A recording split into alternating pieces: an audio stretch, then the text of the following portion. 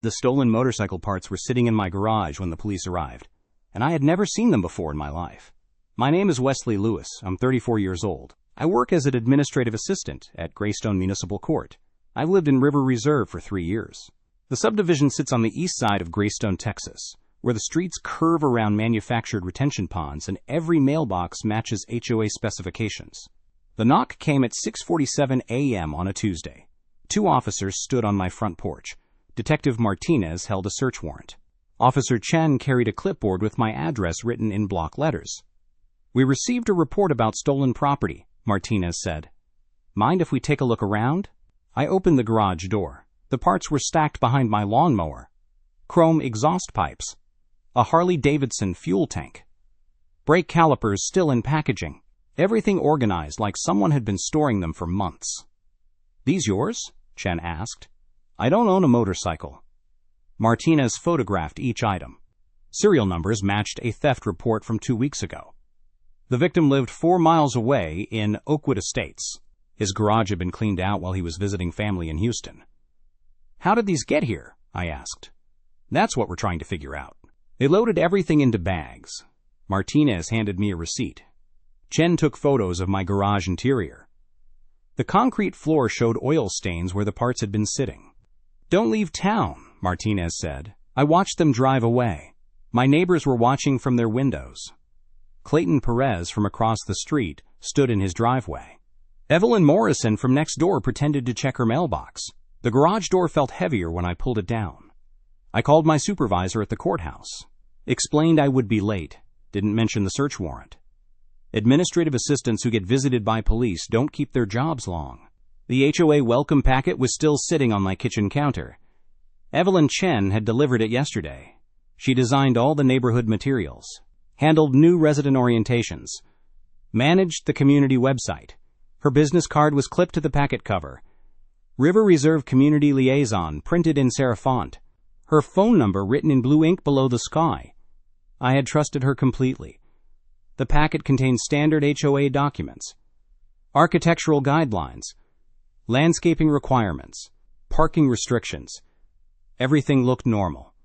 Professional layout, color photographs of approved fence styles, sample paint swatches for exterior trim. But something felt wrong about the timing. Chen had been in my garage 3 days ago. She was helping me organize storage shelves. Said she wanted to welcome new residents properly.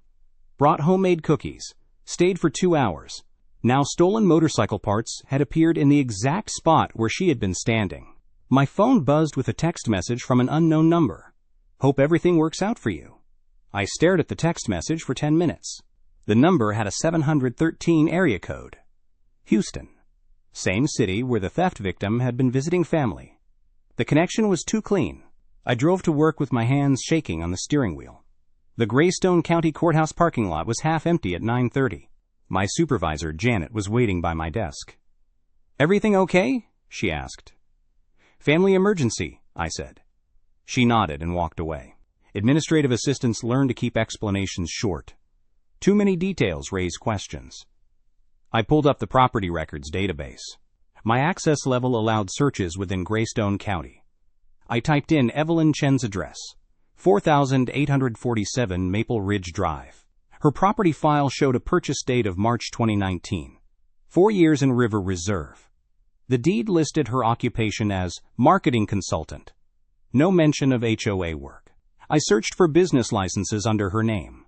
Found 3 entries. Chen Design Solutions, River Reserve Community Services, Neighborhood Welcome Solutions, all registered in the past 18 months. The timing bothered me. I had moved to River Reserve 6 months ago. Chen had introduced herself as the established community liaison, made it sound like she had been doing HOA work for years. During my lunch break, I drove to the Harris County Clerk's office. 40-minute drive to downtown Houston. The theft victim lived in Harris County. If Chen was connected to him, there might be records. The clerk's office had public computers for property searches. I entered the victim's address from the police report, 2156 Oak Valley Lane, Oakwood Estates. The property belonged to Marcus Webb, purchased in 2018. Single-family residence. No liens or judgments. I searched for any connection between Webb and Chen. Business partnerships, shared addresses, court cases. Nothing appeared in the database. But the theft report mentioned Webb was visiting family in Houston. Chen had a Houston phone number. The timing of her garage visit matched the theft window perfectly. I needed more information. The Harris County property records showed Webb's emergency contact, Sarah Webb, 1847 Pine Street, Houston. His sister, according to the notation. Pine Street was 12 blocks from Chen's business address. I drove to Pine Street after work. The neighborhood was older. Small houses with chain-link fences. Sarah Webb's address was a blue ranch with white trim. I parked across the street and waited. At 6:15, a woman in scrubs came home. She matched the age range for Marcus Webb's sister. I knocked on her door. Sarah Webb? Yes? I'm Wesley Lewis. I think someone used your brother's stolen property to frame me. Her expression changed. Come inside. Sarah's living room was small but clean. Family photos covered the mantel. Marcus Webb appeared in several pictures. Tall man with graying hair. Motorcycle jacket in most shots. Marcus told me about the theft, Sarah said. Happened while he was here helping with my roof repair. Someone cleaned out his garage completely.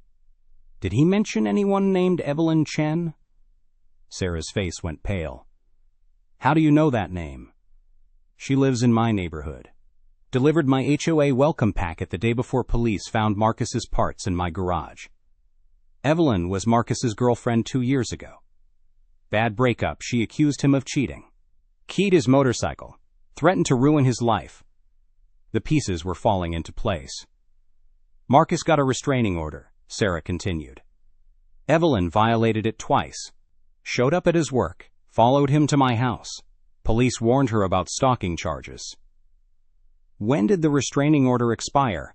Last month. I felt my stomach drop. Chen had waited for the legal protection to wear in. Then she had orchestrated the perfect revenge. Steal Marcus's property. Plant it in an innocent person's garage. Let the police handle the rest. Does Marcus know where I live? No, but Evelyn does now. Sarah showed me text messages on her phone. Marcus had been getting anonymous threats since the theft. Someone knew his daily routine, his work schedule, his sister's address. She's been watching him, Sarah said, planning this for months. I drove home as the sun was setting. River Reserve looked peaceful in the golden light. Sprinkler systems watered perfect lawns. Children rode bicycles on smooth sidewalks. But I knew the truth now. Chen had used her HOA position to gain access to my property. She had studied my schedule, learned my routines, waited for the perfect opportunity to plant. The welcome packet was her cover story. The community liaison role gave her credibility. New residents trusted her automatically.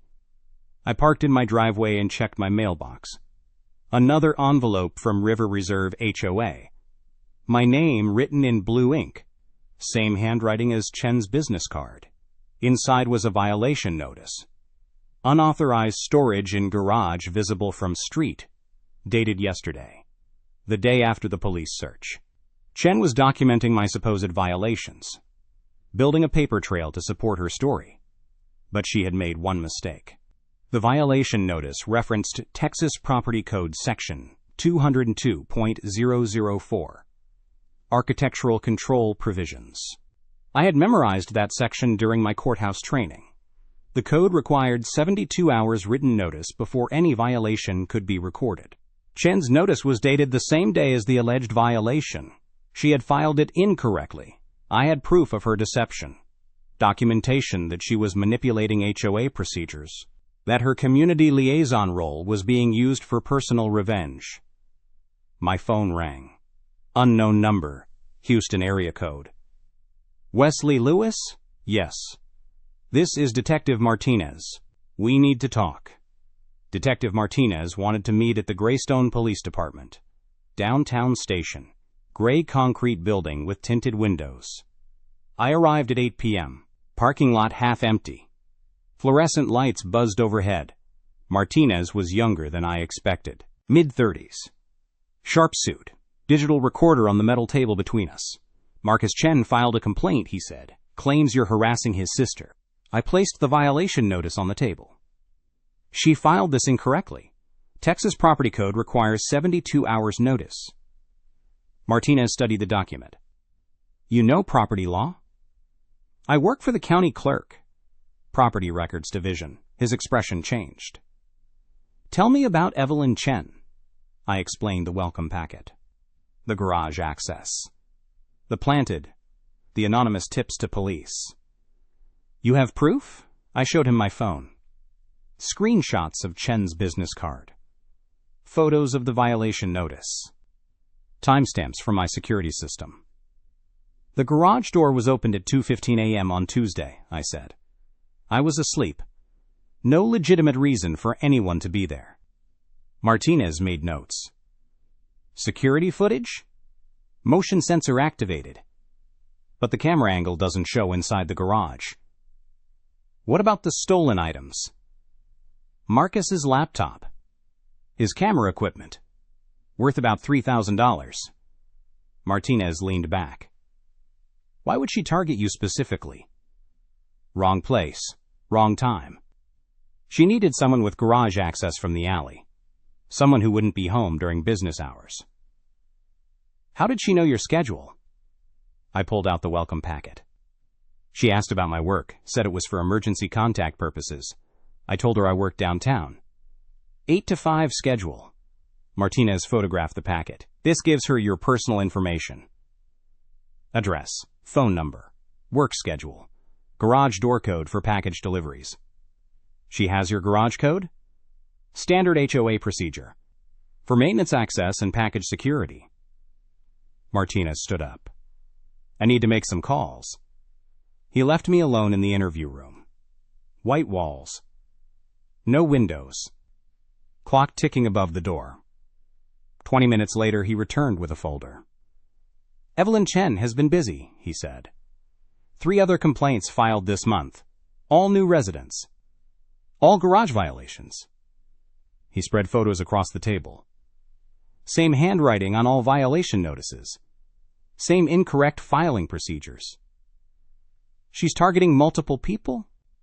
Pattern of harassment. Using her HOA position to intimidate residents. Martinez opened his laptop. We contacted the Regional Property Compliance Bureau. They're sending an investigator. When? Tomorrow morning. Detective Skylar Griffin from the State Planning Commission. She handles HOA fraud cases. I felt relief for the first time in days. What happens now? We document everything. Griffin will review HOA procedures, check Chen's access logs, interview other residents. Martinez handed me a business card. Don't contact Chen directly. Let us handle this. I drove home through empty streets. River Reserve looked different now, less perfect. More fragile. My phone buzzed. Text message from unknown number. Stop talking to police or things get worse. I screenshot the message. Forwarded it to Martinez. His response came immediately. We're watching your house tonight. Stay inside. I parked in my driveway and checked the mailbox. Another envelope. Same blue handwriting. This time it wasn't a violation notice. It was a letter from River Reserve HOA Board of Directors. Emergency meeting scheduled for tomorrow night. Topic: Resident Conduct Review, Wesley Lewis. Chen was escalating. She was using her HOA connections to pressure me publicly. Force me to defend myself in front of neighbors. Make me look guilty. But she didn't know about Detective Griffin. I went inside and locked all doors. Checked window latches. Set the security system. My laptop chimed. Email notification. The sender was Clayton Perez. Subject line: River Reserve Residence. Clayton lived 3 houses down. Quiet neighbor. Worked from home. I barely knew him. The email was brief. Saw police at your house. Evelyn Chen asked me questions about you last week. Want to talk? I called the number in his signature. Wesley. Thanks for calling back. What did Chen ask you? Your work schedule, when you leave for downtown. Whether you have visitors. When was this? Last Tuesday. Day before the police search. She was gathering intelligence. That's what I figured. She asked about other neighbors too. Sarah Martinez. The new family on Elm Street. Did you tell her anything? I don't trust her. Something feels off about her questions. Clayton had noticed Chen's pattern. Her systematic approach to gathering information. Are you willing to talk to police? I asked. Already called them. Detective Martinez is coming by tomorrow. I felt hope building. Chen's web of deception was unraveling. There's more, Clayton said. I have security cameras. Motion activated. They might have caught something. From Tuesday night? I'll check the footage. Send you anything useful. After we hung up, I reviewed everything I knew. Chen had access to HOA records, resident information, garage codes. She had used her position to target multiple people, plant, file false violations. But she had left a trail, digital records, witness statements, security footage, incorrect legal filings. Detective Griffin would find it all. My phone rang. Martinez again. Griffin wants to meet you tomorrow. 9 a.m. County Courthouse. Bring everything you have. All the documentation? Every piece of paper, every photo, every text message. What about the HOA meeting? We'll handle that. Chen doesn't know we're investigating her yet. I spent the next hour organizing. Violation notices, welcome packet, security timestamps, screenshots of threatening messages. Everything pointed to a calculated campaign of harassment. Chen had weaponized the HOA system, used community trust to commit crimes, turned neighbors against each other. But tomorrow, Detective Griffin would expose the truth. The silence in my house felt heavy. Waiting for morning. Waiting for justice. Outside, a police cruiser drove slowly past my windows. 6 months later, I stood in my backyard measuring property lines for the Henderson family next door. The smartphone app displayed precise GPS coordinates.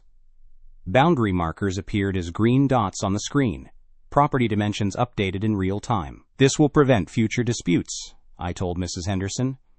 Everything gets documented automatically. The app had launched 3 weeks ago. Downloaded by over 2,000 homeowners across Texas. Property surveyors were recommending it to clients. I developed a smartphone app for documenting property boundary issues, and I never saw it coming. Chen had been sentenced to 18 months in county jail.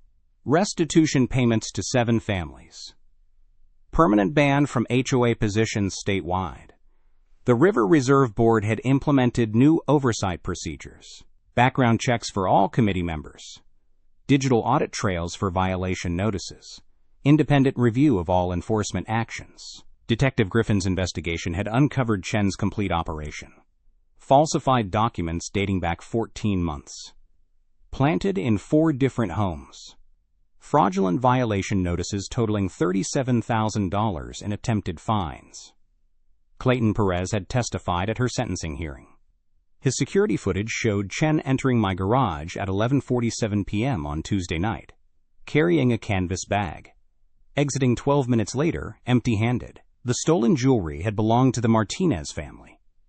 Chen had taken it during a welcome committee visit. Stored it for weeks before planting it in my garage.